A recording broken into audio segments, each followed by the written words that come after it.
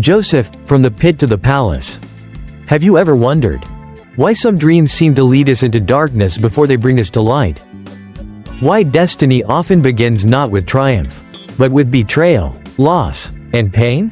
This is the story of Joseph, the dreamer, a man who journeyed from the depths of despair to the heights of power. From the cold shadows of a pit to the golden halls of Egypt's palace. But his story is not merely about success or survival. It is a tale of divine orchestration. Of how every wound, every tear, every moment of silence was part of a greater design woven by the unseen hand of God. In the land of Canaan, long ago, a young man named Joseph lived with his father Jacob and 11 brothers. He was his father's beloved son, the child of Rachel, the wife Jacob loved most. And because of that love, Jacob made Joseph a special robe, a tunic of many colors, shimmering like the promise of a rainbow after a storm. But favoritism breeds envy. And envy, when left unchecked, becomes hatred. Joseph's brothers could not bear the sight of him. And when Joseph began to dream divine visions of greatness, their resentment burned like fire. He told them, "Listen to this dream I had. We were binding sheaves in the field. And suddenly my sheaf rose and stood upright, while your sheaves gathered around mine and bowed down to it." The brothers scoffed. "Will you indeed reign over us? Shall you rule us?"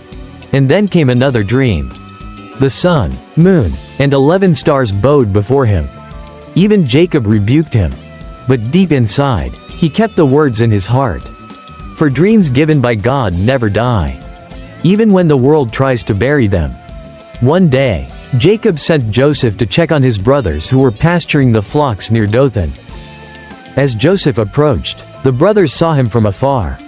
Their hearts hardened with envy, and they whispered among themselves, "Here comes the dreamer. Let us kill him and see what becomes of his dreams." But Reuben, the eldest, intervened. "Do not shed his blood. Throw him into this pit here in the wilderness." He hoped to rescue Joseph later and return him to their father. So, they stripped Joseph of his coat of many colors, the symbol of his father's love, and cast him into a dry pit. Imagine the darkness, the silence, the echoes of betrayal. Above him, voices murmured, and the scent of dust and fear filled the air. Then, when a caravan of Ishmaelite traders passed by, Judah said, "What profit is there if we kill our brother? Let us sell him instead."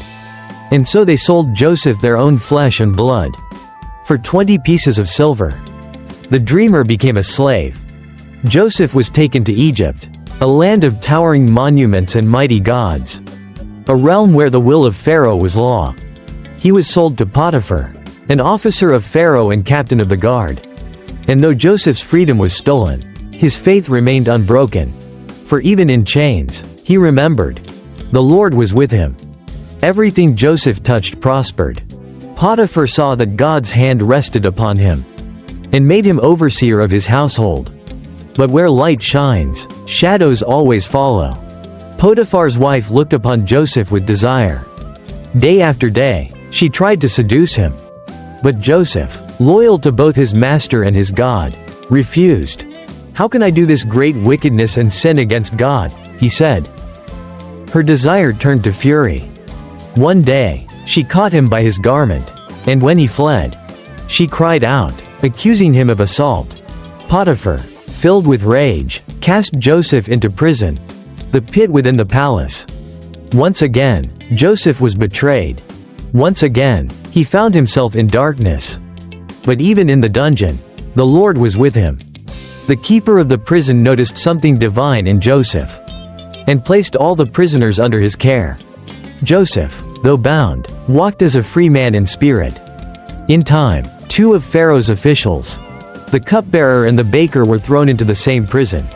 One night, each had a dream, and their faces were troubled. Joseph said, "Do not interpretations belong to God? Tell me your dreams." The cupbearer described his vision. A vine with 3 branches, budding and bearing fruit. Joseph said, "In 3 days, Pharaoh will restore you to your position." The baker then told his dream. 3 baskets of bread upon his head, and birds eating from them. Joseph sighed. "In 3 days, Pharaoh will lift off your head." And so it happened, just as he said.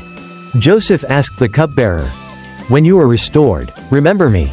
But the cupbearer forgot. 2 long years passed in silence. Yet heaven was not silent. One night, Pharaoh himself dreamed. He saw 7 fat cows come out of the Nile, followed by 7 gaunt ones that devoured the fat cows. Then 7 plump ears of grain appeared, and 7 thin ears swallowed them up. No one in Egypt could interpret the dream. Then the cupbearer remembered Joseph, brought from the dungeon and cleaned before the throne.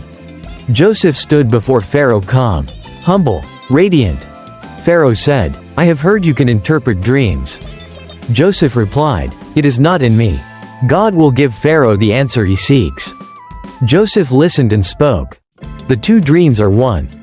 7 years of great abundance will come throughout Egypt, but 7 years of famine will follow. Let Pharaoh appoint a wise man to store food in the good years.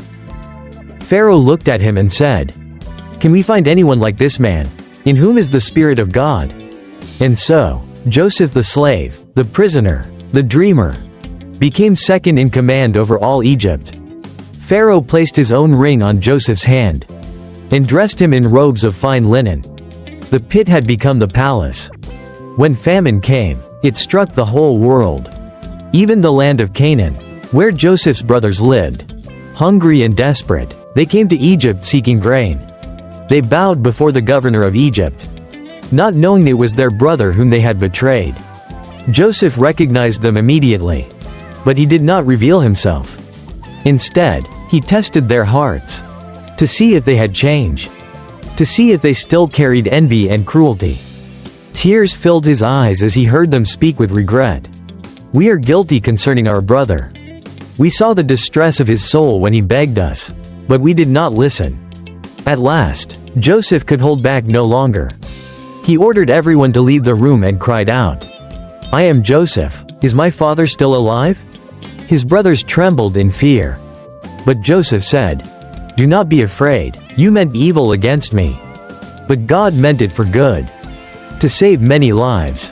He embraced them, wept with them, and brought his whole family to dwell safely in Egypt.